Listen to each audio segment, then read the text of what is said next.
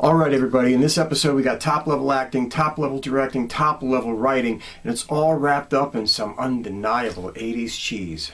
Let's check it out.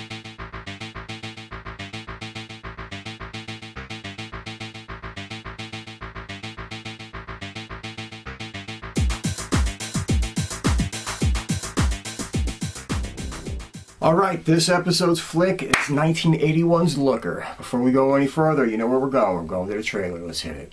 I want it. You probably think I'm beautiful, Dr. Roberts, but I'm not. I want it. My nose is 0.2 millimeters too narrow, and my cheekbones are 0.4 millimeters too high. I want it too. I do television commercials. They want a certain look. I did surgery on several girls a few months back, commercial actresses, and there have been some suicides. You don't know what's going on. This is more than commercials. They're killing all the girls that are perfect.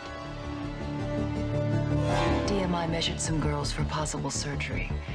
We were conducting an experiment. Hi, I'm Cindy. I'm the perfect female type, 18 to 25. Here you see a typical computer model being made. Hi, I'm Cindy. I'm the perfect female type, 18 to 25. What have you got me mixed up in? I have a right to know if somebody's trying to kill me.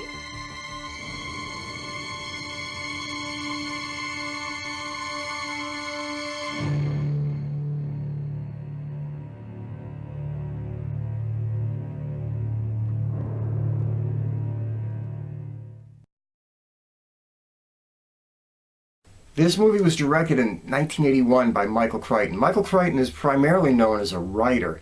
He's done everything from Runaway, which we'll be getting to Looker, which we're looking at. He's done Congo and Twister and all the Jurassic Park movies. He's done Coma and Westworld and Rising Sun and all kinds of stuff. But a lot of people don't know, he also directed a lot of movies in his early days. He actually directed movies like Runaway, Looker, The Great Train Robbery, Coma, which Coma we'll be getting to in another episode because that's a great flick. Westworld. Can't forget Westworld. Westworld was an incredible movie. Michael Crichton had a knack for taking the future and bringing it into a modern motion picture. By modern, I mean 70s and 80s. What he did and what he envisioned in a lot of his motion pictures was way ahead of its time. From computer graphics taking over the roles of actors, to a hovercraft floating around and being able to go in and do news crew reporting. He's done amazing, amazing visionary work. And this flick is definitely one of his, I think one of his best. I don't care what anybody says. I love this movie.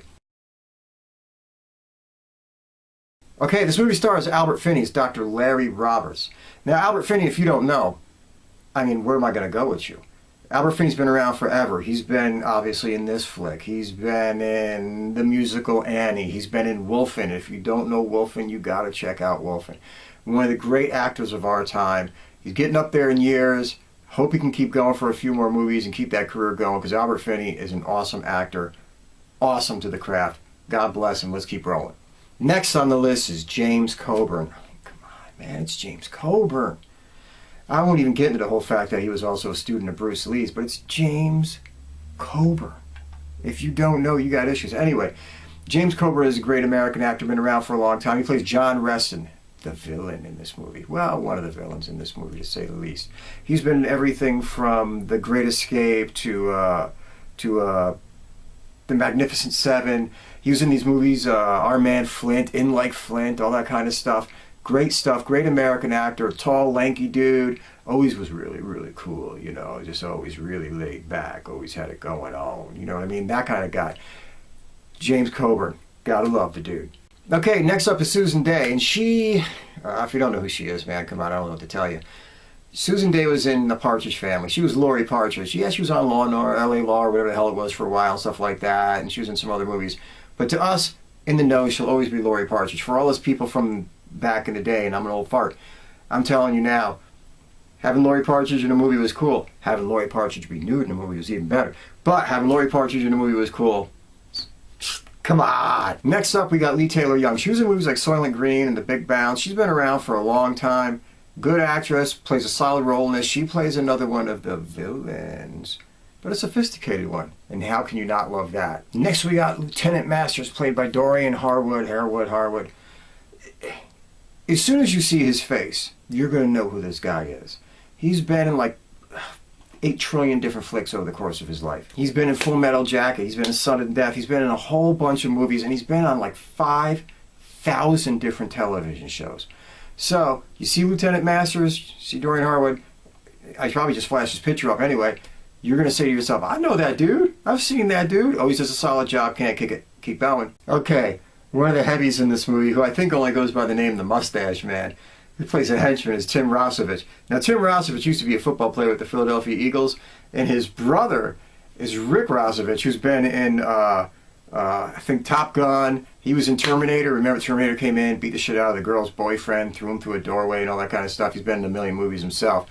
I haven't seen him around in a while. I don't know even if he's still acting, but whenever you've seen him back in the 70s, or 80s even, he would be popping up on TV, always playing a heavy, big curly hair, big dark mustache, always looking upset. Been around in a million things. Okay, and finally we got Terri Wells. Someone else to throw her in there. She was never really an actress, but she was a Playboy playmate. And she starts off the movie as one of the actresses / models that gets snuffed really early on. I have no idea what happened to her career after this, to be brutally honest. I never followed up on it, but I'm sure she made a living doing something naked. Who knows? God bless her. Here on the glory days of cathode rays, I'm never going to really tell you the ending of a movie. I don't really agree with that. I'm one of those people, I want you to go experience it. I want to give you something to push you in the direction to find it. Go out, watch it, and live it and love it for yourself. I don't want to just sit here and tell you step for step what happens and ruin the whole flick for you, because what the hell's the point of watching it then? You've just heard me talk about the whole goddamn thing. I'm going to give you a little bit of the overview. I'm going to go over the directors or the actors and all that kind of stuff, and then send you on your way.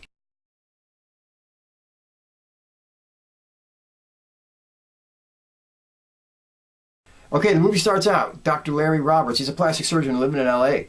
He's got these models coming to him. You got Terri Wells, blah, blah, blah, blah. You got Susan Day. We all know about that. She plays Cindy.